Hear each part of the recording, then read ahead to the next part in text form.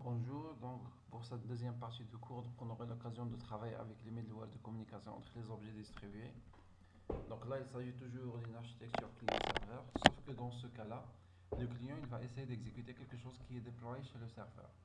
Donc lorsqu'on va combiner l'approche orientée objet avec l'architecture distribuée, donc on peut parler d'un objet qui est distribué.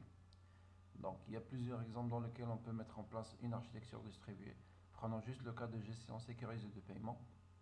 Donc, si vous aviez l'occasion d'utiliser un site de paiement, à chaque fois que vous devez payer en ligne, donc il y a un nouveau prestataire. Donc, par exemple, c'est l'application ou bien la couche applicative de service de centre monétaire interbancaire. Donc, c'est lui qui va s'occuper de gérer le paiement. C'est-à-dire que le client il n'a même pas besoin de mettre en place le service de gestion de paiement. Il va juste demander à un serveur. Dans ce cas, c'est le centre monétaire interbancaire. Donc ça permet aux clients de de proposer ou bien plutôt d'exploiter des services qui sont proposés sans avoir à connaître ce qui va se passer en arrière-plan. Donc plusieurs technologies permettent de mettre en place cette architecture d'objets distribués. Donc il y a le RPC qui est le produit de Microsoft, il y a le Corba, le RMI, c'est l'API qu'on va utiliser de mettre en place pour le test. Donc tout ça, ce sont des technologies qui permettent de mettre en place une architecture distribuée. Donc le RPC, le premier service RPC ou bien Remote Procedure Call, donc ça permet d'appeler des méthodes de fonction distantes. Ça fonctionne toujours sur un mode client-serveur.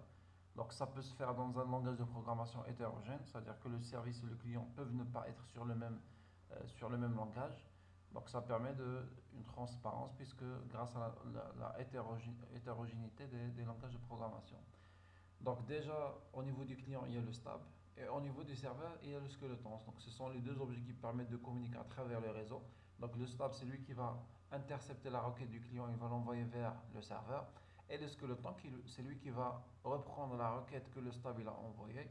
Il va essayer d'exécuter la méthode que le client il souhaite exécuter. Il va formuler la réponse et l'envoyer via le réseau vers le stab. Et le stab, il va la reprendre et donner au client qui l'a demandé. Donc ça se fait à travers un langage Interface Definition Language. Donc c'est le langage qui permet d'assurer l'appel des méthodes et le typage des données qui sont exposées entre le client et le serveur.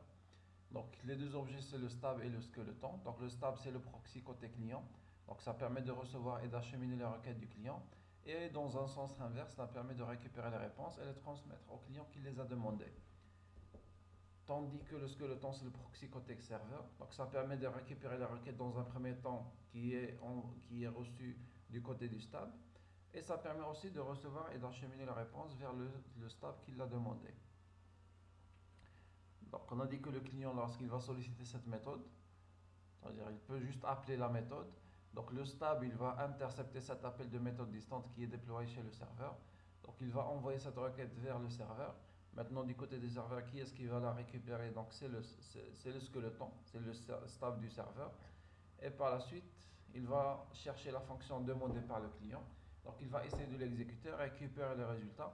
Et dans un sens inverse, le skeleton, il va envoyer la réponse vers le stub du client. Et le stub du client, il va la donner au client pour récupérer le résultat. Donc on a dit que qui est-ce qui permet d'assurer l'appel ou bien la communication entre le client et les fonctions du service, donc les fonctions du serveur, c'est le langage IDL, Interface Definition Language. Donc c'est lui qui permettrait d'assurer cette communication entre le client et le serveur. Donc l'IDL, on a dit que c'est un langage neutre de spécification d'interface. Donc ça permet de représenter des interfaces échangées dans un même langage. Donc le typage de données, c'est dans le standard XDR. Et la traduction, donc ça permet de traduire ou bien de projeter des interfaces dans différents langages. Le problème, c'est que le RPC est limité juste à l'appel de méthode. On n'a pas accès à tout un objet qui est distribué, mais c'est juste des méthodes qui sont publiées sur le réseau. Maintenant, du côté du RMI, qui est l'API de Java, donc le RMI permet d'appeler du code à distance. Donc, une partie du code elle est exposée sur le client à travers les interfaces. Ça veut dire que le client il a accès juste à la signature de la méthode et l'implémentation elle est chez le serveur. Donc, l'implémentation proprement dite se trouvera du côté du serveur et le rôle de RMI serait de faire le nécessaire afin de lier les interfaces aux implémentations qui sont distantes. Donc maintenant au niveau du serveur, bon, déjà au niveau des clients, il y a juste l'interface. Donc c'est quoi l'interface? Il contient juste la signature des méthodes. Ça veut dire que le client, puisqu'il va appeler la méthode qui est implémentée sur le serveur, il a au moins besoin de connaître l'interface. Il a besoin de connaître la signature des méthodes pour qu'il puisse l'appeler sur le réseau. Donc sur le client, l'objet côté client qui va rediriger l'appel, c'est le stub. Maintenant, du côté du serveur, donc, il y a la couche implémentation qui va s'ajouter. Ça veut dire que lorsque le client il va demander ce service, donc le serveur devrait avoir accès à l'implémentation pour qu'il puisse exécuter à travers le skeleton. Donc il y a l'objet qui va intercepter la requête du client et il va envoyer l'objet dynamique du côté du client.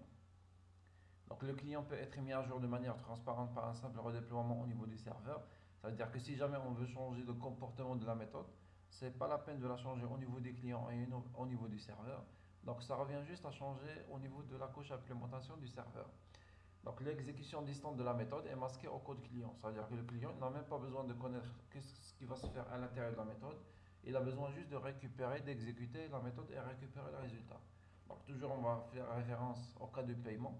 Ça veut dire que le site marchand, il n'a pas besoin de connaître comment le centre monétaire interbancaire va gérer les transactions bancaires. Il a besoin juste de vérifier est-ce que les informations qui étaient envoyées par le client, ce sont des informations qui sont justes. Est-ce que la carte n'a pas expiré? Est-ce qu'il y a assez de solde pour l'exécution? Et comme réponse, il va juste récupérer est-ce que ce client, il peut valider la transaction pour ce client, bien il ne doit pas la valider pour ce client-là. Donc l'enchaînement de ces méthodes, ou bien l'enchaînement de ces appels, donc la première étape c'est que le serveur, donc avant que le client puisse exécuter l'objet distant, il faudrait déjà que le serveur va créer cet objet distant, il va l'exposer et par la suite il va le publier sur un serveur de nom. Donc il va lui donner un nom et il va le mettre sur le serveur de nom. Maintenant, lorsque le client va interroger le serveur de nom, bien sûr il doit connaître le nom de la méthode ou bien le nom avec lequel on va déployer cette méthode distante.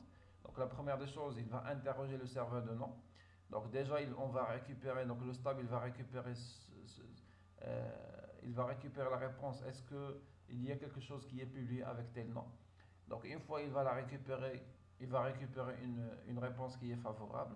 Donc le client peut appeler la méthode à travers le stable. Donc le stable il va sérialiser les arguments. Donc la sérialisation des arguments c'est un processus qui est important et qui permet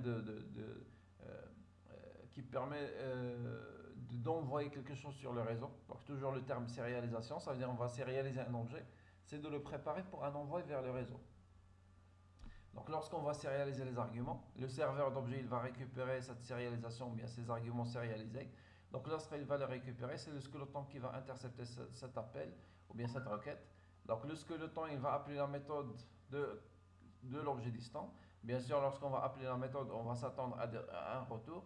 Lorsqu'on va récupérer la valeur de retour, donc de même le résultat il est envoyé vers le stable.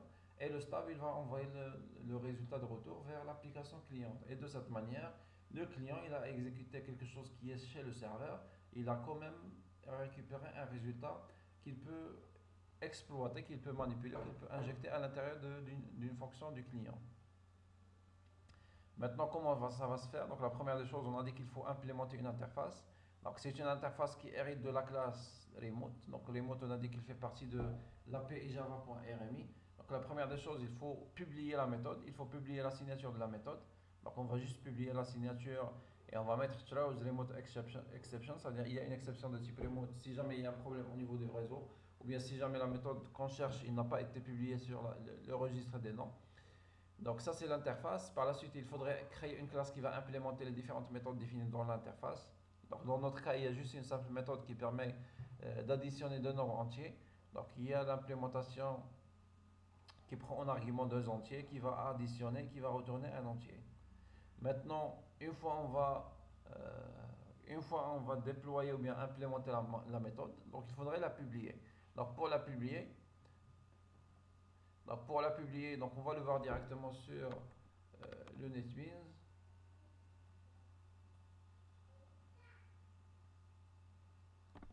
Donc on a dit qu'au niveau du projet, donc il faut disposer de plusieurs méthodes. Donc la première méthode, c'est l'interface. Donc c'est la classe qui va contenir juste la signature de la méthode. Add implementation, donc c'est la classe d'implémentation qui va implémenter la méthode abstraite.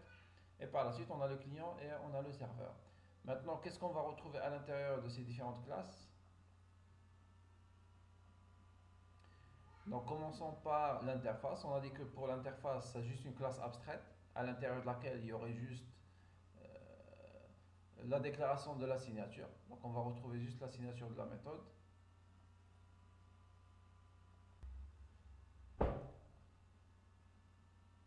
Donc, on a parlé de l'interface. On a dit que l'interface va contenir juste la signature de la méthode. Ça veut dire que l'interface qui est connue du serveur et du client, il n'a pas besoin d'implémenter le contenu de la méthode. Donc, il y a juste la signature. Donc, puisque le client va appeler cette méthode, donc il a besoin juste de connaître la signature, que doit retourner la méthode, quels sont les arguments qu'on doit donner à la méthode pour qu'elle puisse nous retourner ce résultat-là. Maintenant, dans la classe d'implémentation, qui est connue juste du côté du serveur, donc il faut cette fois-ci connaître non pas juste la signature de la méthode, mais aussi il faut ajouter la classe d'implémentation. C'est pourquoi on va mettre implement et le nom de l'interface add interface. Donc c'est l'interface qui contenait juste la signature de la méthode. Maintenant le serveur. Donc le serveur, on a dit que on va instancier la classe d'implémentation. C'est comme si on va créer un objet. C'est l'objet qu'on va publier. Donc l'objet obj, c'est l'objet qu'on va publier sur le registre des noms. Donc c'est pourquoi ici on va exporter l'objet. Donc 0 c'est juste pour dire qu'on ne va pas utiliser un port, on va utiliser le port par défaut. Et par la suite on va publier le skeleton qu'on a créé. Donc on a créé le skeleton, on va le publier avec le nom hello. On a dit que le nom qu'on va utiliser pour la publication, c'est pas forcément le même nom que la méthode. Donc ici on a mis hello. Maintenant le client, lorsqu'il va essayer de solliciter cette méthode, donc la première des choses, il va récupérer le registre par défaut. Par la suite, il va récupérer la classe d'interface, ou bien l'interface, ou bien récupérer l'objet qu'on a publié avec le hello. Donc lookup sur le registre, il va chercher est-ce qu'il y a un objet distribué qui s'appelle hello. Donc forcément, il devrait le retrouver parce que le skeleton qu'on a récupéré du côté du serveur, donc on l'a exposé avec le nom hello. Donc le client va récupérer cet objet. Et donc puisqu'il va récupérer cet objet sur le stable, donc il peut même solliciter une méthode qui a été déployée. C'est-à-dire que le client il ne connaît même pas le contenu de la méthode f, mais il peut quand même l'exécuter. Donc pour tester, la première des choses, il faut se mettre dans le dossier du projet. Donc le projet, je l'ai appelé Java RMI exemple. Donc on va essayer de se mettre sur ce dossier. Donc sur SRC, on va retrouver les 4 classes. Donc ce sont les 4 classes qu'on retrouve ici. La classe d'implémentation, la classe interface, le client et le serveur. Maintenant, l'étape qui doit venir par la suite, c'est la compilation. Bon, on ne va pas compiler directement à travers NetBeans, mais on va essayer de compiler à travers l'invite de commande. Donc la première étape, il faut se mettre sur l'emplacement de ces 4 classes. Donc on doit les compiler. Bon, pour les compiler, c'est l'instruction JavaC, mais soit on va compiler chaque fichier à part, sinon on peut compiler tous les fichiers qui ont l'extension .java. Donc la compilation, ça permet de créer des fichiers .class. Donc une fois il va compiler, donc voilà, donc pour chaque fichier .java, on a son fichier .class équivalent. Donc c'est l'objet, c'est le fichier dans le langage objet. Donc c'est le bytecode qui a été exécuté après, ou bien qui a été généré après la compilation. Maintenant, quelle est l'étape qui doit venir par la suite? Donc l'étape qui doit venir, c'est démarrer le RMI registry. Donc on va mettre start RMI registry. Voilà, donc il y a le RMI registry qui va s'exécuter, qui va se lancer. Donc on va le garder. Donc on doit lancer le serveur, on a dit que la première étape. Donc si on va se référer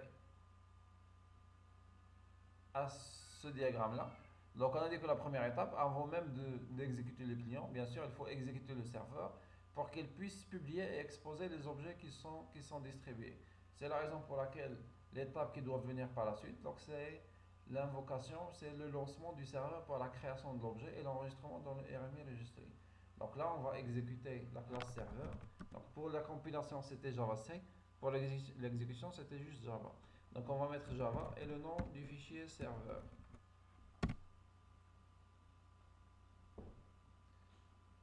Ça veut dire que dans ce cas-là, le serveur il va s'exécuter. et donc le serveur il est prêt. Alors, cette méthode ou bien ce message il a été affiché, ça veut dire que tout ce qui était auparavant, ça a été exécuté avec succès, il n'y a pas d'erreur, il n'a pas affiché erreur serveur dans le catch, donc ça veut dire que le serveur il est prêt. Maintenant ce qu'on va essayer de faire, donc c'est vrai qu'on est dans la même machine, on travaille en local, mais normalement il devrait y avoir deux machines, une machine pour le client, une machine pour le serveur. Donc ce qu'on va essayer de faire, on va essayer d'ouvrir une nouvelle fenêtre d'invite de commande. Donc on a dit qu'il y a le serveur. Alors le serveur il est prêt. Et de l'autre côté, on va essayer d'exécuter le client. Donc de même, on va mettre Java et client. Voilà, donc maintenant que va faire le client, donc la classe client, il contient la récupération de l'objet qui est distribué. Et il va essayer d'appeler la méthode f avec les deux paramètres. Donc même si le client ne connaît pas c'est quoi la méthode f, c'est quoi le contenu de la méthode f, mais ce qui lui intéresse, donc ce qui l'intéresse, puisqu'il a accès à l'interface, il va juste voir une méthode f qui prend deux paramètres et donc il va savoir donc, que c'est la méthode qu'il cherche. Donc c'est une méthode qui permet d'additionner. Bien sûr, on peut même changer le nom de f et mettre un nom plus expressif, on peut mettre add.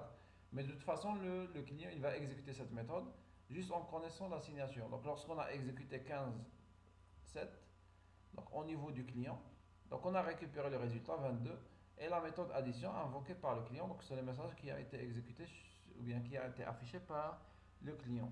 Donc juste pour dire que on a un serveur qui va publier les objets.